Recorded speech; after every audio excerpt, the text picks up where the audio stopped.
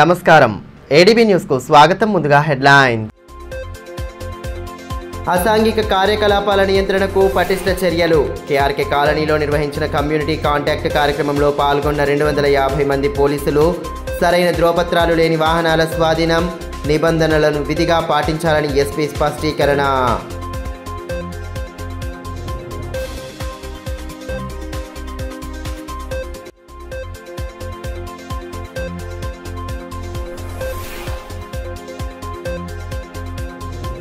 రజతోత్సవ సభకు బయలుదేరి వెళ్లిన బీఆర్ఎస్ శ్రేణులు. ప్రత్యేక వాహనాల్లో ఎల్కతుర్తికి పయనం. కాంగ్రెస్ వి మోసపూరిత హామీలని మాజీ మంత్రి జోగురామన్న ధ్వజం.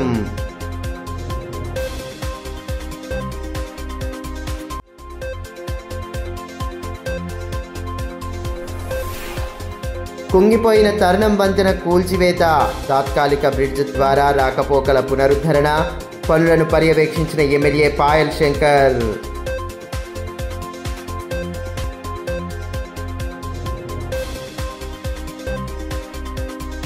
అసాంఘిక కార్యకలాపాల నియంత్రణకు పటిష్ట చర్యలు తీసుకుంటున్నట్లు ఎస్పీ అఖిల్ మహాజన్ స్పష్టం చేశారు. శనివారం సాయంత్రం పట్టణంలోని కేఆర్కే కాలనీలో కమ్యూనిటీ కాంటాక్ట్ కార్యక్రమాన్ని నిర్వహించగా సరైన ధ్రువపత్రాలు లేని వాహనాలను స్వాధీనం చేసుకున్నారు. గంజాయి అమ్మకం, వాడకం వంటి చర్యలను సహించేది లేదని ఎస్పీ స్పష్టం చేశారు. అసాంఘిక కార్యకలాపాల నియంత్రణకై ఎస్పీ అఖిల్ మహాజన్ తనదైన శైలిలో ముందుకు సాగుతున్నారు. ఎస్పీగా బాధ్యతలు చేపట్టిన నాటి నుండి రౌడీ మూకల వెన్నులో వణుకు పుట్టిస్తూ నేరాల కట్టడికి పటిష్ట చర్యలు తీసుకుంటున్నారు. ఈ నేపథ్యంలో శనివారం సాయంత్రం స్థానిక కేఆర్కే కాలనీలో పోలీసులు కమ్యూనిటీ కాంట్రాక్ట్ కార్యక్రమాన్ని నిర్వహించారు. దాదాపు 250 మంది పోలీస్ అధికారులు, సిబ్బంది పాల్గొని కమ్యూనిటీ కాంట్రాక్ట్ కార్యక్రమాన్ని విజయవంతం చేశారు. సరైన ధ్రువపత్రాలు లభించని 107 ద్విచక్ర వాహనాలు, 6 ఆటోలు, ఒక మినీ ట్రాలీని తాత్కాలికంగా స్వాధీనం చేసుకున్నారు. 31 మంది అనుమానాస్పద వ్యక్తులను గుర్తించారు. మాదక ద్రవ్యాలకై డాగ్ స్క్వాడ్తో ప్రత్యేకంగా 5 గృహాలను తనిఖీ చేశారు. తనిఖీల్లో భాగంగా 4 మద్యం బెల్ట్ షాపులను గుర్తించి కేసులు నమోదు చేయగా వీరి నుండి దాదాపు 146 మద్యం క్వార్టర్ బాటిల్స్లను స్వాధీనం చేసుకున్నారు. నంబర్ ప్లేట్ ట్యాంపరింగ్, మోడిఫై సైలెన్సర్లను బిగించిన వాహనాలు, నెంబర్ ప్లేట్ లేని వాహనాలను పోలీస్ స్టేషన్కు తరలించారు. గంజాయి అమ్ముతున్నారన్న అనుమానంతో 5 గృహాలలో ప్రత్యేక తనిఖీలు చేపట్టగా వారికి గంజాయి కిట్ల ద్వారా గంజాయి సేవించారని పరిశీలన జరుగుతోందని ఎస్పీ తెలిపారు. ఎలాంటి సందర్భాల్లోనూ అసాంఘిక కార్యకలాపాలకు పాల్పడరాదని, రాత్రి సమయాలలో అనవసరంగా తిరగరాదని స్పష్టం చేశారు. ఈవ్టీజింగ్, మహిళలను వేధించడం లాంటివి చేయకూడదని, గంజాయి మత్తు పదార్థాలకు దూరంగా ఉండాలన్నారు. ట్రాఫిక్ నియమాలను ఖచ్చితంగా పాటించాలని సూచించారు. బయట రాష్ట్రాల నుండి, బయట దేశాల నుండి వచ్చిన వారిపై ప్రత్యేక శ్రద్ధ వహించి ఇళ్లను అద్దెకు ఇవ్వాలని, వారు ఎలాంటి నేరాలకు పాల్పడినా యజమానులపై కూడా కేసులు నమోదవుతాయన్న విషయాన్ని గుర్తుంచుకోవాలని సూచించారు. కంప్లైంట్స్ వస్తున్నాయి, దానివల్ల మనం దృష్టిలో పెట్టుకుని ఈ ప్రోగ్రాం ఇక్కడ పెట్టడం జరిగింది. మనం మొదలు ఇక్కడ పెట్టాము, మళ్ళీ ఇక్కడ అన్ని ప్లేసెస్లో మెల్లగా ప్రతి లొకాలిటీలో ఇది ప్రోగ్రాం నడుస్తుంది. ఎందుకంటే ఏం నడుస్తుంది మనం మీకు కూడా చెప్పాల్సింది, దట్ ఏమేమి క్రైమ్ నడుస్తున్నాయి. ఇప్పుడు ఒక ఎగ్జాంపుల్ చూపిస్తాను మీకు. ఇక్కడ ఇప్పుడు ఈ బైక్ చూస్తున్నారు. ఇక్కడ ఈ బైక్ అతను ఇట్లా సేమ్ ఆదిలాబాద్ 1 టౌన్లో 2 టౌన్లో మొన్న రిమాండ్ అయ్యారు. ఇప్పుడు ఎవరైనా ఇట్లా నంబర్ ప్లేట్ దాచి పెడుతున్నారు వాళ్ళది, లేకపోతే నంబర్ ప్లేట్ పగలగొట్టి వాళ్ళు పెడుతున్నారు, వాళ్ళకి రిమాండ్ అయింది. మాత్రమే కేసు కాదు, మనం కేసు కూడా చేస్తాము, ప్లస్ రిమాండ్ జైలుకి కూడా పంపిస్తాము. సో మీ బైక్ ఉన్నప్పుడు మీ దగ్గర తప్పకుండా ప్రతిసారి నంబర్ ప్లేట్ ఉండాల్సింది. అక్కడ నంబర్ ప్లేట్ అంతే ఇంపార్టెంట్. ఎందుకంటే మీ బైక్ దొంగతనం అయిన తర్వాత మనం ట్రేస్ చేయాలి అంటే మనం నంబర్ ప్లేట్ ఉంటే ట్రేస్ చేయగలచ్చు. నెక్స్ట్ ఇక్కడ ఈ లొకాలిటీలో కొంతమంది అవుట్ సైడర్స్ ఉన్నారు, అంటే వేరే ప్లేసెస్ వచ్చి ఇక్కడ ఉంటున్నారు.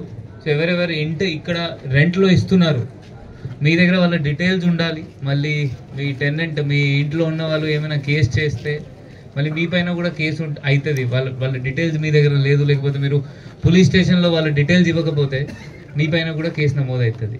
సో దయచేసి ఎవరైనా మీ ఇంట్లో ఉంటున్నారు, మీరు రెంట్లో ఇచ్చారు, ఏమైనా గుడిసెలు కట్టి వాళ్ళ రెంట్లో ఇచ్చారు అంటే అక్కడ వాళ్ళు ఎవరు ఉంటున్నారు ఆ డీటెయిల్స్ మీ దగ్గర, వాళ్ళ ఆధార్ కార్డు ఉండొచ్చు, ఏమైనా ఉండొచ్చు, ఆ డీటెయిల్స్ మీ దగ్గర ఉండాల్సింది. ప్లస్ మీ లోకల్ SHO ఇక్కడ ఉన్నారు, పురుషోత్తం ఉన్నారు, ఆ పురుషోత్తంకి మీరు డీటెయిల్స్ పంపాలి, దట్ ఇతను బయట నుండి ఉన్నారు, నా ఇంట్లో ఉంటున్నారు, లేకపోతే నా గుడిసెలో ఉంటున్నారు, ఆ డీటెయిల్స్ అతనికి ఇవ్వాల్సింది. కొంతమంది ఇక్కడ స్టార్ట్ అయిన తర్వాత కూడా నాకు 3-4 కాల్స్ వచ్చినాయి. అంటే మీ ఇక్కడ కేఆర్కే కాలనీ వాళ్ళది, ఎవరైనా ఒకరిద్దరు హైదరాబాద్లో ఉంటున్నారు, నిజామాబాద్లో ఉంటున్నారు సార్, ఇక్కడ గాంజా తాగిన వాళ్ళు చాలామంది ఉంటున్నారు, గాంజా అమ్మిన వాళ్ళు చాలామంది ఉంటున్నారు, మీ అందరికీ ఒకటే వార్నింగ్. నా దగ్గర యూరిన్ టెస్ట్ కిట్స్ ఉన్నాయి, నాకు ఈ తగ్గకపోతే, ఇక్కడ గాంజా తగ్గకపోతే నేను మీ ఇంటి పంపి ఇది గాంజా యూరిన్ టెస్ట్ కిట్ కూడా చెక్ చేపిస్తాము. ఎవరైనా పాజిటివ్ వస్తే వాళ్ళకి జైలు పంపడం ఉంటుంది. మళ్ళీ జైలు పంపిన తర్వాత మనం మీకు కన్విక్షన్ వస్తుంది, అది చూస్తాము. అట్లీస్ట్ 4-5 years మీకు లోపల ఉండాల్సింది. అప్పుడు వరంగల్లో నిర్వహిస్తున్న బీఆర్ఎస్ రజతోత్సవ సభకు ఆ పార్టీ శ్రేణులు భారీగా తరలి వెళ్లాయి. పట్టణం నుండి బయలుదేరిన వందలాది వాహనాల ర్యాలీని మాజీ మంత్రి జోగురామన్న జెండా ఊపి ప్రారంభించారు. జై తెలంగాణ, జై కేసీఆర్ నినాదాలతో నేతలు హోరెత్తించారు. బీఆర్ఎస్తోనే ప్రజా సంక్షేమం, అభివృద్ధి సాధ్యమని రాష్ట్ర ప్రజలంతా భావిస్తున్నారని మాజీ మంత్రి జోగురామన్న అన్నారు. వరంగల్లో బీఆర్ఎస్ రజతోత్సవం జరగనున్న నేపథ్యంలో జిల్లా నుండి బీఆర్ఎస్ శ్రేణులు భారీగా తరలి వెళ్లాయి. స్థానికంగా ఉన్న ఓ గార్డెన్స్ నుండి పార్టీ నేతలు వాహనాల్లో ర్యాలీగా బయలుదేరారు. ర్యాలీని మాజీ మంత్రి జోగురామన్న జెండా ఊపి ప్రారంభించగా జై కేసీఆర్, జై తెలంగాణ నినాదాలతో నేతలు హోరెత్తించారు. గులాబీ జెండాలను చేతపట్టుకుని నేతలు వరంగల్కు తరలి వెళ్లారు. ఈ కార్యక్రమంలో నాయకులు అజయ్, మనోహర్, నారాయణ, సలీం పాషా, సాజిద్, జగదీష్, రాజన్న, మెట్టు ప్రహ్లాద్ తదితరులు పాల్గొన్నారు.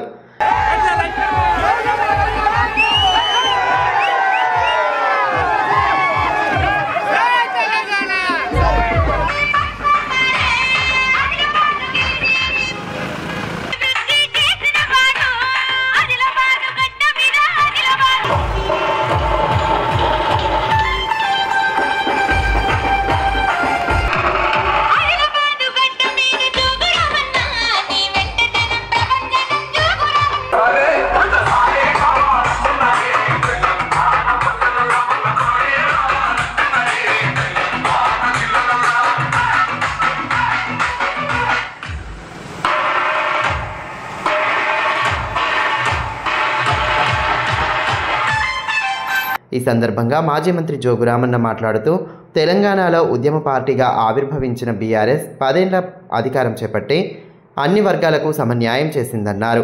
కానీ మోసపూరిత వాగ్దానాలు, హామీలతో గద్దెనెక్కిన కాంగ్రెస్ ప్రజలను మోసం చేసిందన్నారు. అందుకే ప్రజలు మళ్లీ కేసీఆర్ నాయకత్వం కోరుకుంటున్నారన్నారు. రాష్ట్రంలో బీఆర్ఎస్ తప్ప ఇతర పార్టీలతో తమకు న్యాయం జరగదని ప్రజలు భావిస్తున్నారన్నారు.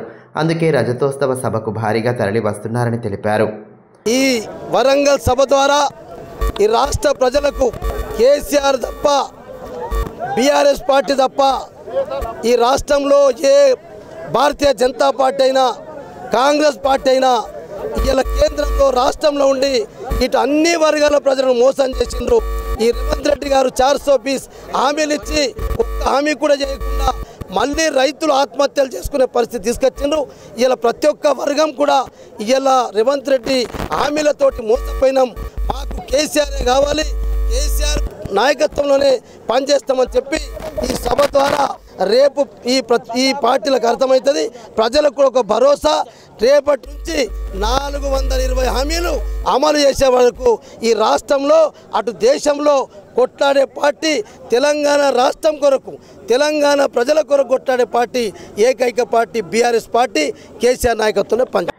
ఇదిలా ఉంటే బీఆర్ఎస్ పార్టీ రజతోత్సవ సభకు బేలా మండలం నుండి భారీ సంఖ్యలో వాహనాలు బయలుదేరాయి. ఈ సందర్భంగా బేలా మండల కేంద్రంలోని పార్టీ కార్యాలయం ఎదుట పార్టీ జెండాను ఎగురవేసిన అనంతరం జెండా ఊపి వరంగల్లో జరిగే సభకు బయలుదేరారు.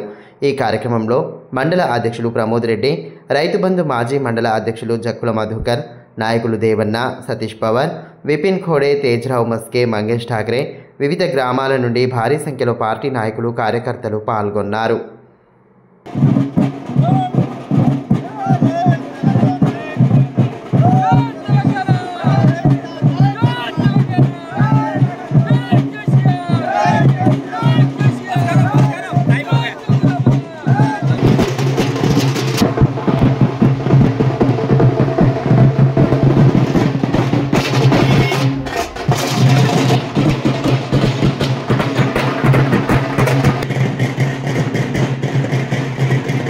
జైనత్ మండలానికి వెళ్లే ప్రధాన వంతెన తరుణం బ్రిడ్జ్ కుంగిపోవడంతో వాహనాల రాకపోకలను నిలిపివేశారు.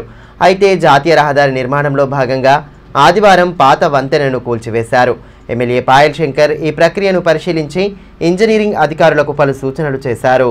జాతీయ రహదారి నిర్మాణంలో భాగంగా జైనత్ మండలం తర్నం వద్దనున్న పాత వంతెనను నేషనల్ హైవే అధికారులు ఆదివారం కూల్చివేశారు. 2023 సంవత్సరంలో వర్షాలకు తర్నం వంతెన దెబ్బతింది. అప్పటి నుండి ఆ వంతెన గుండా రాకపోకలను నిలిపివేశారు. జాతీయ రహదారి నిర్మాణంలో భాగంగా అదే స్థానంలో కొత్త బ్రిడ్జ్ నిర్మాణం చేయడం కోసం పాత వంతెనను బ్లాస్టింగ్ ద్వారా కూల్చివేశారు. ఇప్పటికే వాహనాల రాకపోకల కోసం ప్రత్యామ్నాయ వంతెన నిర్మాణం సైతం పూర్తయింది. ఈ ప్రక్రియను ఎమ్మెల్యే పాయల్ శంకర్ స్వయంగా పరిశీలించారు. త్వరగా వంతెన పనులు పూర్తి చేసి ప్రజల ఇబ్బందులు దూరం చేస్తామని పేర్కొన్నారు. కార్యక్రమంలో deputy executive engineer, R&B sub division అధికారులు తదితరులు పాల్గొన్నారు. అయితే వంతెన బ్లాస్టింగ్ దృశ్యాలను పలువురు తమ సెల్ ఫోన్లలో బంధించగా సోషల్ మీడియాలో వాటిని పలువురు పంచుకున్నారు.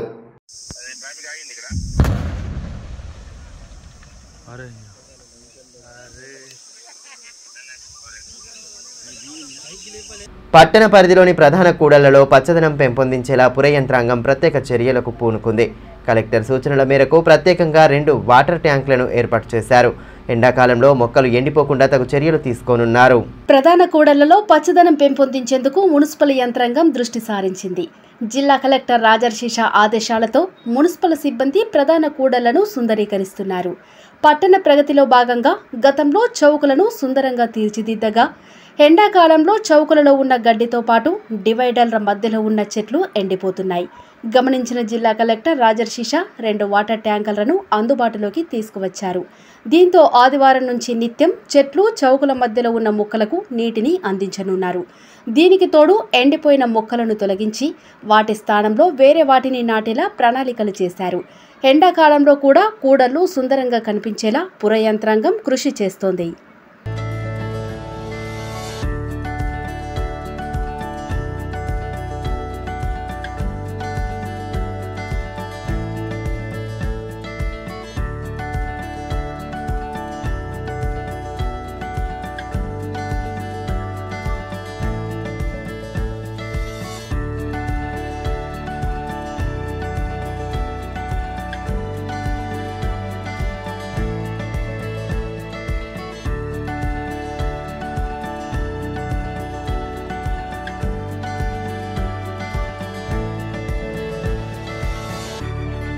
మోడల్ స్కూళ్లలో ప్రవేశాల కోసం ఆదివారం నిర్వహించిన ప్రవేశ పరీక్ష ప్రశాంతంగా సాగింది.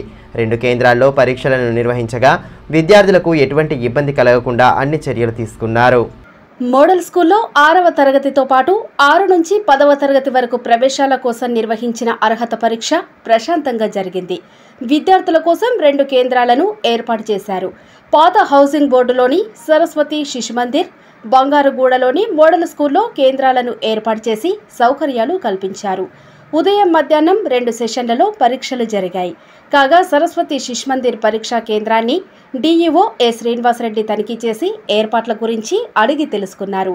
ఉదయం 6వ తరగతిలో ప్రవేశాల కోసం నిర్వహించిన పరీక్షకు 1059 మంది దరఖాస్తులు చేసుకోగా 879 మంది హాజరు కాగా 180 మంది గైర్హాజరైనట్టు తెలిపారు. అదేవిధంగా 6 నుంచి 10వ తరగతి ఖాళీ సీట్ల కోసం మధ్యాహ్నం జరిగిన పరీక్షకు 774 దరఖాస్తులు చేసుకోగా 629 హాజరై 145 మంది గైర్హాజరైనట్టు డీఈఓ పేర్కొన్నారు. విద్యార్థుల తల్లిదండ్రులు వారిని కేంద్రాలకు వదిలి పరీక్ష పూర్తయ్యే వరకు అక్కడే ఉన్నారు.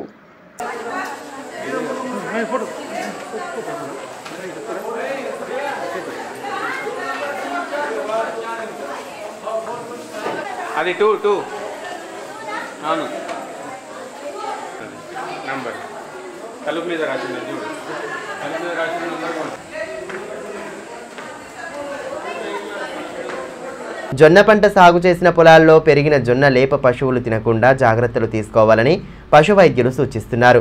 జొన్న లేప తినడంతో పశువులు అస్వస్థతకు గురయ్యే ప్రమాదం ఉందని చెబుతున్నారు. జిల్లాలో రబీ పంట కింద 1000 ఎకరాల్లో జొన్న పంటను సాగు చేశారు. దాదాపు పంట ముగింపు దశలో ఉండడం, పంట చేన్లలో తేమ, అకాల వర్షాల కారణంగా పొలాల్లో జొన్న లేప మొలకెత్తింది. అయితే స్థానికంగా ఉన్న పశువులు, గేదెలు, మేకలు, గొర్రెలు వాటిని తింటే చనిపోయే ప్రమాదం ఉందని పశు వైద్యులు చెబుతున్నారు.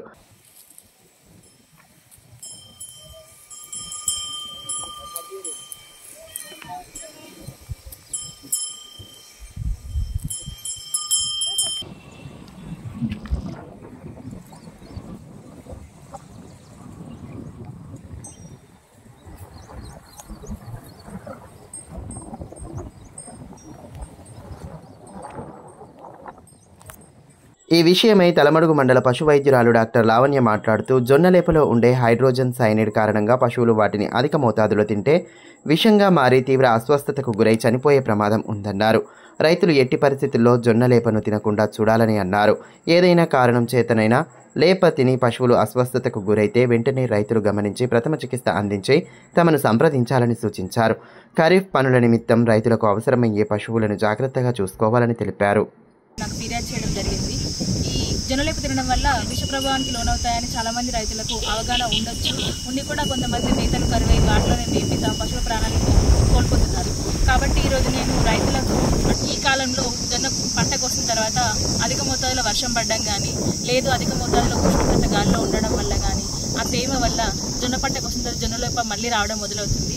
ఈ జొన్నలేపలో పశువులు అంటే వాటిని మేతగా తీసుకోవడం అధిక మోతాదులో ఒకటేసారి మేతగా తీసుకోవడం వల్ల లోపలికి వెళ్ళిన తర్వాత ఈ హైడ్రోజన్ సైనైడ్ ఏదైతే విష పదార్థం ఆ లేపలో ఉంటుందో అది వాటి రక్తంలో ఉండే ఆక్సిజన్తో కలవడం వల్ల రక్త ప్రసరణలో ఆక్సిజన్ నిలిపివేయడం జరుగుతుంది. తద్వారా ఒక గంటలోపే అంటే ఈ జొన్నలేప తిన్న గంటలోపే పశువులు అనారోగ్యానికి గురై శ్వాసకోశ ఇబ్బందులు అంతేకాకుండా ఈ కండరాలు బిగుసుకుపోవడము, పడిపోవడము, కళ్ళు నీలిరంగులోకి మారిపోవడము, శ్వాస తీసుకోలేకపోవడము అలాంటి జరిగి అవి మృత్యువాత పడడం జరుగుతుంది. కాబట్టి పశువులు దీన్ని దృష్టిలో ఉంచుకొని జొన్నలేప తిన్న వెంటనే ఇలాంటి లక్షణాలు కనిపిస్తే వెంటనే మీ దగ్గరలో పశు వైద్యుని సంప్రదించి తద్వారా చికిత్స ద్వారా మీ పశువుల్ని కాపాడుకోగలరని. పట్టణంలో ఇందిరమ్మ ఇండ్ల లబ్ధిదారుల ఎంపిక పారదర్శకంగా నిర్వహిస్తున్నట్లు మున్సిపల్ కమిషనర్ సివిఎన్ రాజు తెలిపారు. ఇందిరమ్మ కమిటీ లబ్ధిదారులను సిఫార్సు చేసినప్పటికీ గెజిటెడ్ సూపర్వైజరీ అధికారులు ఫీల్డ్కి వెళ్లి అన్ని విధాలుగా పరిశీలిస్తున్నట్లు ఒక ప్రకటనలో పేర్కొన్నారు. అర్హులైన నిరుపేదలను మాత్రమే రికమెండ్ చేయడం జరుగుతుందన్నారు.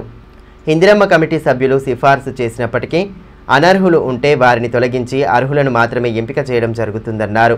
ఎవరైనా ఇండ్ల ఎంపికలో డబ్బులు అడిగితే తమకు సమాచారం అందించాలన్నారు. ఇందిరమ్మ కమిటీలపై ఎలాంటి ఆరోపణలు వస్తే వారిపై చట్టరీత్యా చర్యలు తీసుకుంటామని స్పష్టం చేశారు. పారదర్శకంగా నిర్వహించడం జరుగుతుంది. ఇందిరమ్మ కమిటీ లబ్ధిదారులను సిఫార్సు చేసినప్పటికీ గెజిటెడ్ సూపర్వైజర్ అధికారులు ఫీల్డ్కి వెళ్ళి అన్ని విధాలుగా పరిశీలించి పూర్తిని మాత్రమే రికమెండ్ చేయడం జరుగుతుంది. ఇందిరమ్మ కమిటీ వారు సిఫార్సు చేసినప్పటికీ అనర్హులు ఉంటే వారిని తొలగించి అర్హులను మాత్రమే ఎంపిక చేయడం జరుగుతుంది. ఎవరైనా ఇట్టి ఎంపికలలో డబ్బులు అడిగిన మాకు తెలియజేయగలరు. ఇందిరమ్మ కమిటీలపై ఇలాంటి ఆరోపణ వస్తే వారిపై చట్టరీత్యా చర్య తీసుకోవడం జరుగుతుంది. వార్తలు ముగించే ముందు హెడ్లైన్స్ మరోసారి.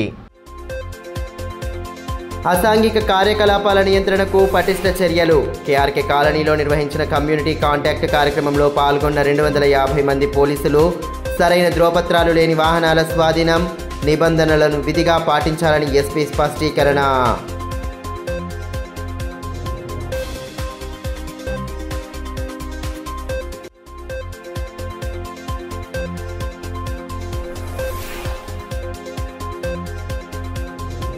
రజతోత్సవ సభకు బయలుదేరి వెళ్లిన బీఆర్ఎస్ శ్రేణులు.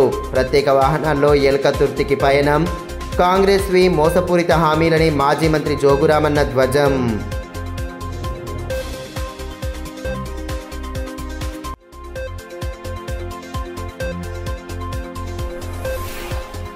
కుంగిపోయిన తరుణం వంతెన కూల్చివేత. తాత్కాలిక బ్రిడ్జ్ ద్వారా రాకపోకల పునరుద్ధరణ. పనులను పర్యవేక్షించిన ఎమ్మెల్యే పాయల్ శంకర్.